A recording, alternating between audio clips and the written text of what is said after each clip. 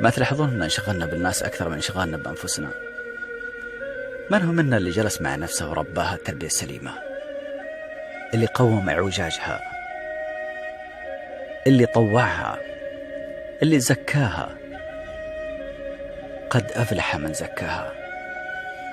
من منا؟ والله أهملنا في أنفسنا والله، وانشغلنا بالناس، وصرنا نراقب هذا وذاك، وألفنا مؤلفات، واعتلينا منابر، وتكلمنا على الناس، وكفرنا هذا،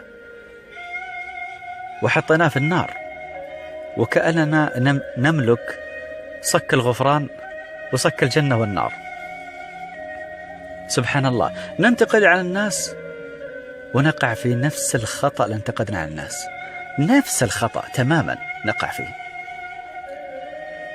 عندنا ثقة مطلقة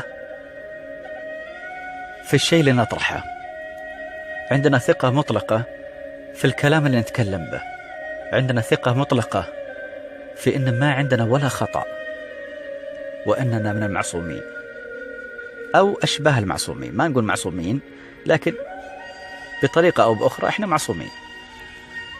طبعا اللي على منهجية معينة يمشي عليها، منهجية تابعة للناس معينين، طائفة معينة، هذول هم اللي بيدخلون الجنة بس، الباقين لا برا ما يبغونهم معهم. هذول الناس تقولوا بأقاويل ما ينبغي لهم والله. دائما ما يستدلون بعمر بن الخطاب رضي الله عن عمر بن الخطاب قال: لو أن قدما دخلت الجنة وأخرى لم تزل ما دخلت الثانية معها لما أمنت مكر الله.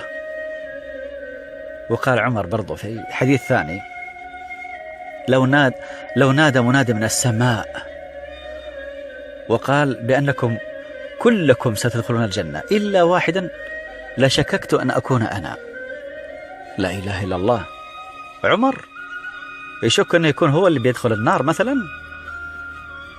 وتكملة الحديث هذا: ولو أن مناد نادى من السماء أن كلكم ستدخلون النار إلا واحدا لرجوت الله أن أكون أنا.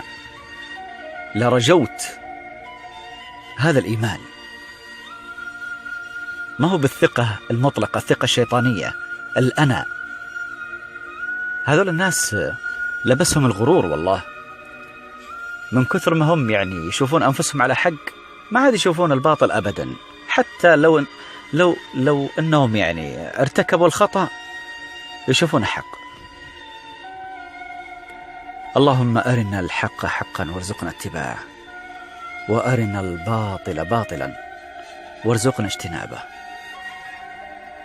ختاما: دعوا الخلق للخالق، دعوا الخلق للخالق.